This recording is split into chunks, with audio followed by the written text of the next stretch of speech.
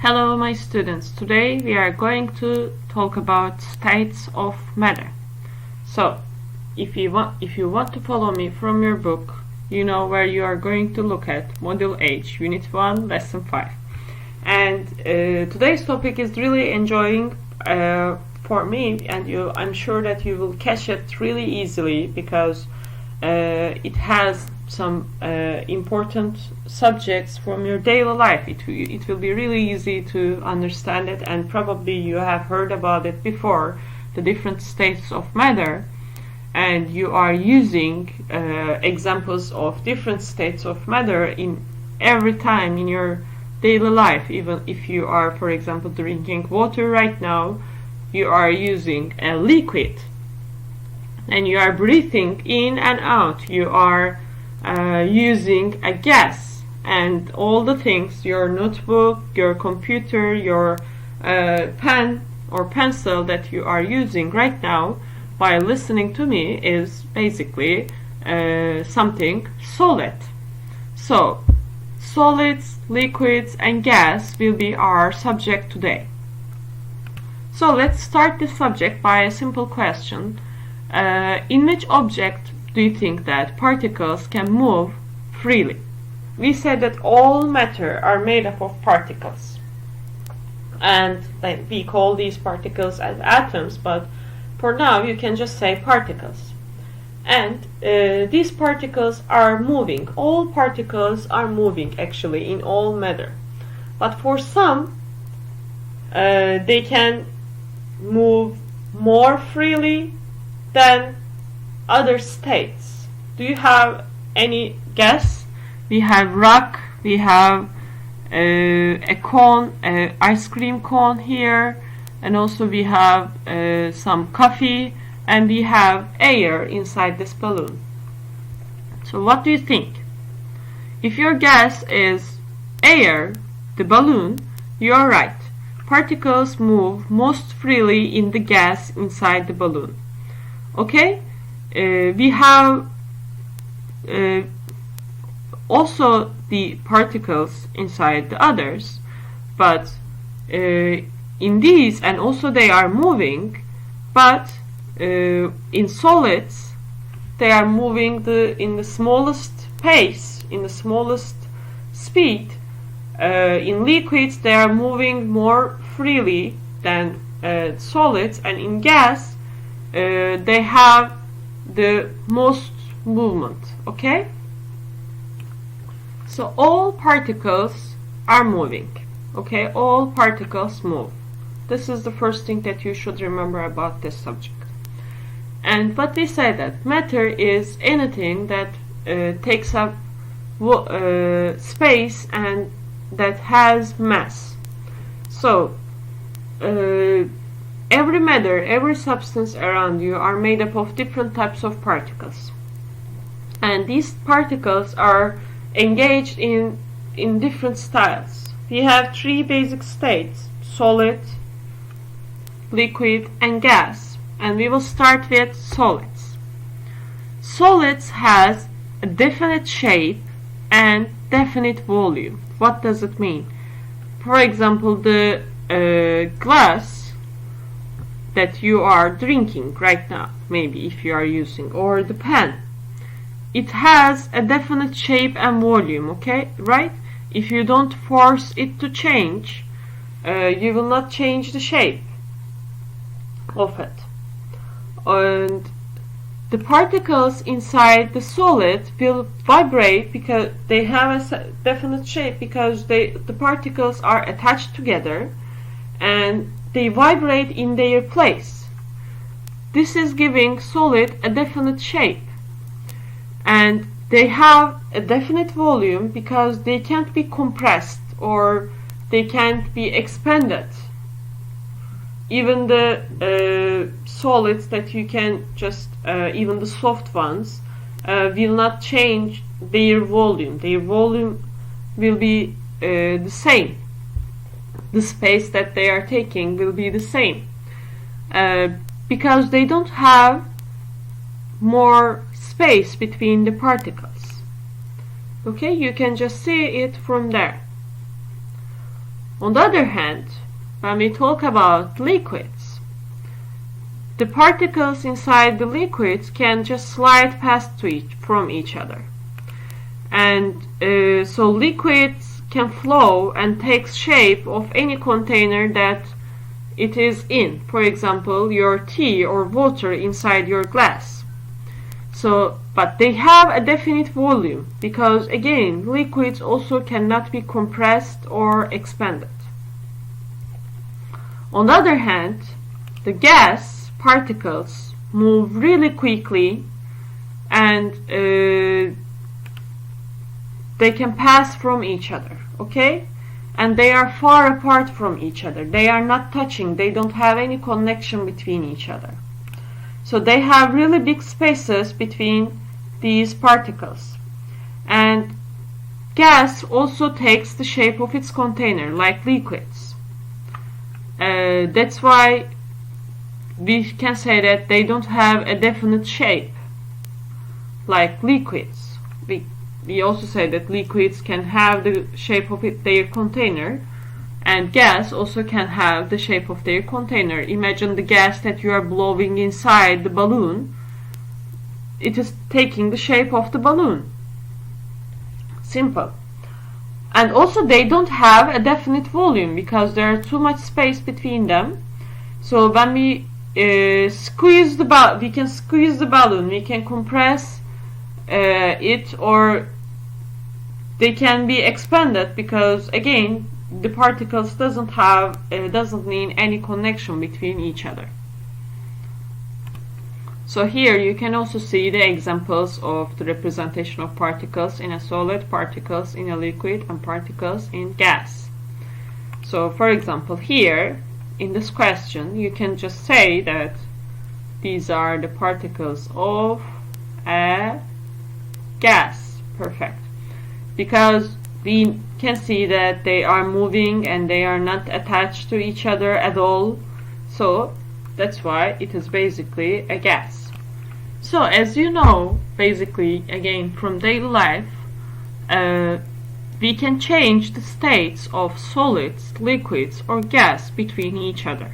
Okay, it is happening all around us every time. Because simply you can observe water changing states really easily. For example, right now it is raining outside. This is basically water vapor turning into liquid water, right? In the air, water in the air is turning into liquid water. So, but let's start from a solid. Let's take ice, for example. So when liquid water decreases, when we decrease the temperature of liquid water, it will be turned into solid ice. Okay, when the water reaches 0 degrees Celsius, it will start to freeze. And solid water can take the form of ice or snow. Okay? Basically, what is happening here is when the temperature is going down, the energy of the particles inside the solid is decreasing.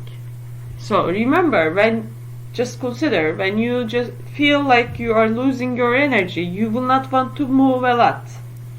So, like this, the particles also, when they lose their energy inside, we call this kinetic energy. When they lose their kinetic energy, they are just staying still more, and they are turning into solids. Vice versa, if we increase the temperature, if we increase the energy, if there's the temperature is over 0 degrees Celsius, the solid ice will start to melt and it will turn into liquid again. Okay, so from solid to liquid we call it melting. If it is from liquid to solid, we call it freezing. So these are really simple terminology that we are already using. What else? can a liquid water turn into gas? Yes, of course. Imagine what is happening when you boil the water. It will, if you boil water enough, if you increase the energy of the particles, the liquid water will evaporate, okay? And it will turn into gas. And the water vapor will just go up to the atmosphere. And when the atmosphere again cool down, remember what I said at the beginning about raining? When the atmosphere is cooled down, the water vapor can turn back to the liquid. We call this process condensation. So evaporation is when liquid became gas, and condensation is when gas became liquid. So we can also observe it with this example. This is a good example I want to show you. We have this frozen treat, frozen ice cream, and we just put it outside of the freezer. So, you know, the inside of the freezer, you can just check or ask your mother. The temperature outside inside the freezer is below 0 degrees to keep them frozen, keep the meals inside frozen. So if you put this outside of the freezer, you will see the solid will try to stay in place because they have really little energy at the beginning. But when the temperature increases, the particles will start to vibrate in their places because they will have more energy. When you have more energy, you don't want to sit still, right? So like the particles inside this ice cream. So they cannot move apart from each other really quickly, but in time, as particles absorb more energy, you will see some of these ice cream will start to turn into liquid.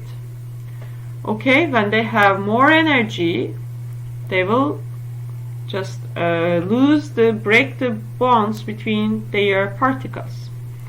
And if I increase the temperature more, if I increase the energy more, some of these particles will turn into gas. Okay, they will evaporate. Okay, so the more energy will lead to more movement of particles, and it will lead for most of the time change of state. Let's try to solve this really simple question for understanding this topic better. We will match liquid, solid and gas with the definitions, with the actual statements about the particles. So particles vibrate in fixed positions. So fixed position will give us the clue of a solid, because we say that in solids it is really hard to change the shape. They have a definite volume and the particles are really close to each other, and particles slide past from each other. They are still touching to each other, so they are not gas, but they are liquids. But in gas, particles can move freely in space. So really simple. I'm sure that you all catch it really quickly. In order to understand, for you to understand the state of change, I also put another example from your book here. So we will try to find the examples for different states of change. Okay, it is already giving us the results. For example, melting is when a solid becomes a liquid, like ice turning into liquid water. Okay, or what can be another example? Butter melts in a warm pan, for example. Or freezing, just a quick reminder about this question. You can just pause the video and find your own examples, then you can just check them with my answers. Okay, don't just try to see the answers quickly. So freezing, for example, what can be an example for freezing? A liquid becomes a solid. For example, molten lead. Lead is a type of metal. When in high temperature it can be in the form of a liquid, but when it cools it will turn into solid. So it can be an example. Or of course a liquid water turning into ice also can be an example for freezing, the most common example basically. Or boiling, the liquid becomes a gas. When all liquids becomes a gas all throughout, we call it boiling. Okay, when we boil a liquid, you will see from the top, from the bottom to top, the gas particles will be produced. Okay, so for example, water boils. When the water boils, it is giving off water vapor. Okay, for boiling, remember, if you spend time in your kitchen, for boiling, to see the gas production of gas bubbles inside the water, you will need really high temperatures, like 100 degrees Celsius. Okay, but for evaporation, you will not need that high temperature. So evaporation and boiling are different concepts, don't forget. Evaporation, when a liquid becomes gas on the surface. For example, if you just leave a glass of water for a week, you can try it by yourself as an experiment.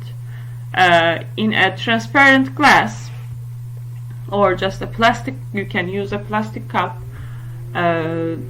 mark the place, amount of water at the top, and leave it for a week outside, just but free from rain or something else, any disruption, and you will be able to see this water will just drop. The water level will drop in time because of evaporation over the surface, or the puddles around the streets will dry out in time. We don't have 100 degrees Celsius temperatures for evaporation, right? And condensation, when a gas becomes a liquid. For example, on a cool glass or on a cool metal drink, for example, the Coke that you are taking out, you will see some small droplets of water in time. This is what we call as condensation. This is a result of condensation. The water vapor on the air, in the air, is turning into liquid when they faced with a cold surface. And we have also sublimation, something called as sublimation and deposition. When solid becomes a gas, we call it sublimation. When gas becomes a solid, we call it deposition. Okay, you can just draw a picture for melting, freezing, boil, evaporation, condensation, sublimation, and deposition, and just from solid the liquid, liquid the gas, and vice versa. You can show the directions of the energy transfer by just drawing, or just check it out from your book, Module 8, Unit 1, Lesson 5, and States of Matter. It will help you a lot to understand it. But it is, like I said, it's a really easy topic. Just try to find examples from your daily life in order to understand it better. Thank you for listening. See you in the next session.